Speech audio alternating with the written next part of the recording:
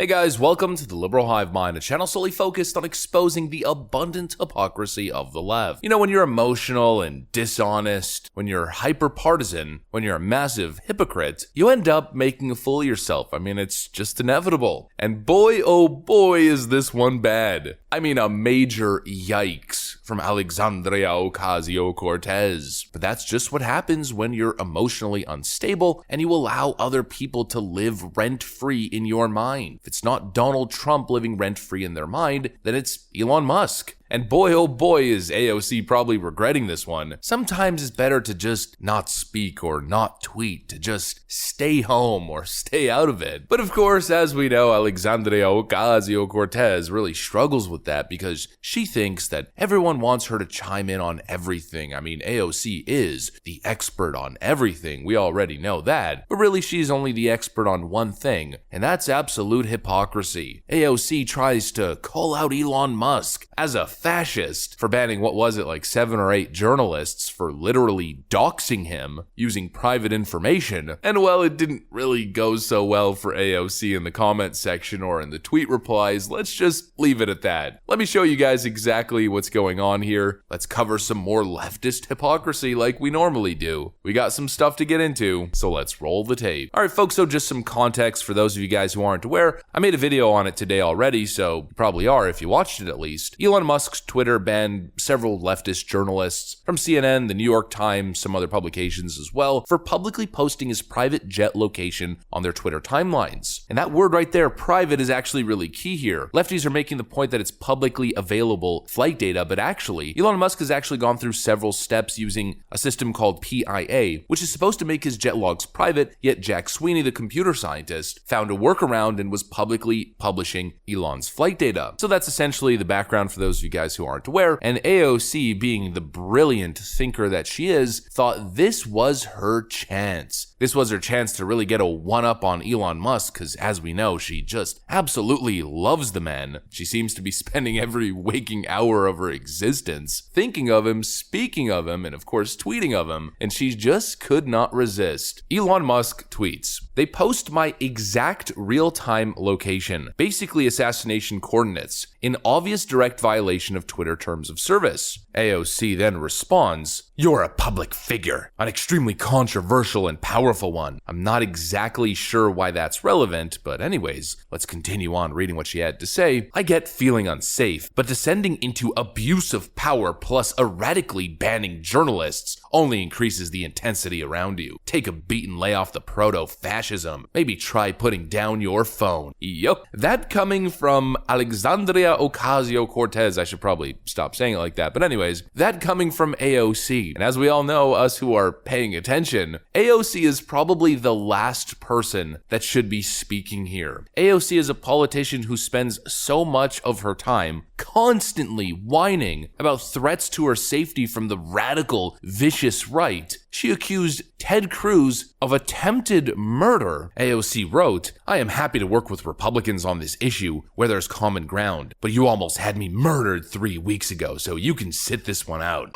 Here's your words, here's your words. I was murdered. You were murdered.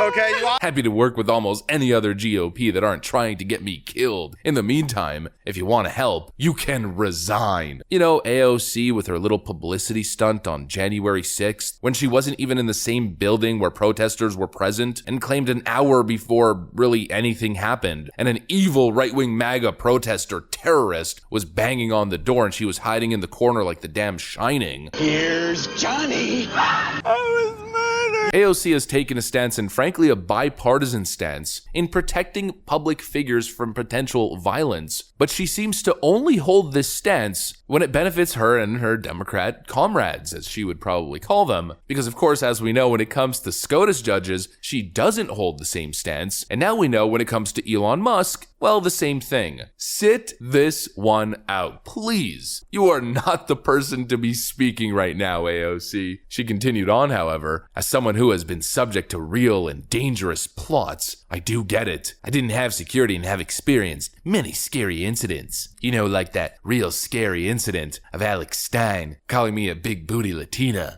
here's your words, here's your words. I was murdered. You were murdered.